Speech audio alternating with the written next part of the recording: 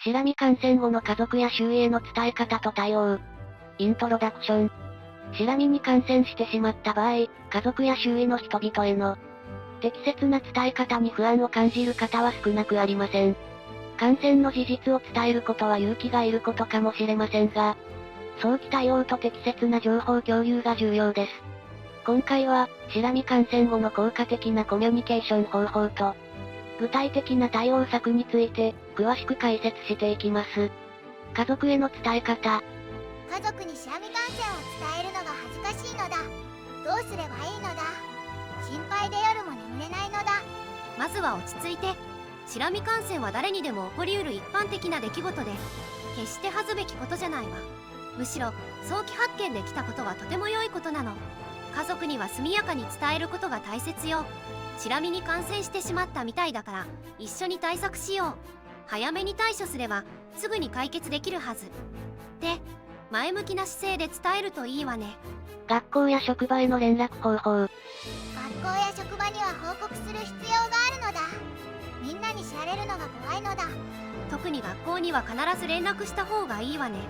集団生活の場では感染拡大を防ぐための適切な対応が必要なの。頭髪の状態を確認したところ、シラミが見つかりました。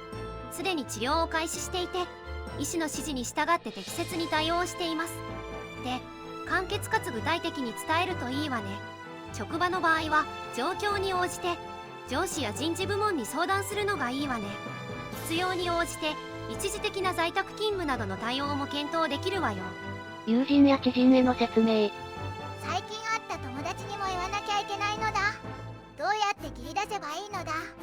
感染判明前の2週間以内に密接な接触があった方には、感染予防の観点から丁寧に伝えた方がいいわね。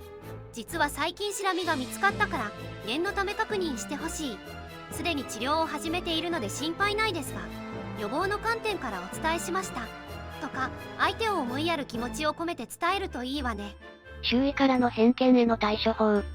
もし変な目で見られたらどうすればいいのだ。噂になったりしないかな。偏見に遭遇した場合は冷静に対応することが大切よ。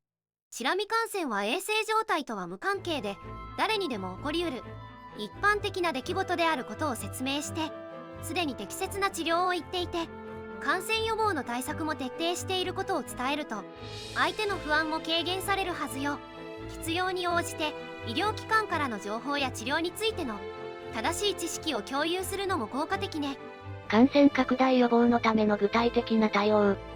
家族や周囲の人たちに感染させないためには、どんなことに気をつければいいのだ。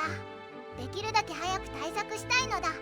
まず、タオルや寝具、ヘアブラシとかの共用は必ず避けることね。感染者の衣類や寝具は60度以上のお湯で丁寧に洗濯して、家族全員の頭髪を毎日チェックすることが大切ね。それから、医師に処方された専用の駆除シャンプーを正しく使用して、指示された期間をしっかり守って治療を進めることが大切よ。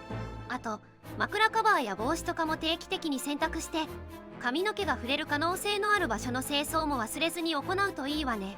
まとめ。シラミ感染時の対応で最も重要なのは、早期発見早期治療と、周囲との適切な情報共有です。恥ずかしがったり隠したりせず、冷静に対応することで、周囲への感染拡大を効果的に防ぎ、より早い回復につながります。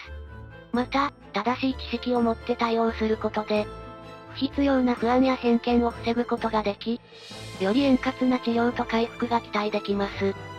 今日の動画はここまで。最後まで見てくれてありがとうございました。このチャンネルでは、嫌な虫に関する情報を5分以内の短くまとめた動画を毎日投稿中。気持ち悪いと思ったり、嫌な虫に興味があるなら、チャンネル登録や他の動画も見てみてね。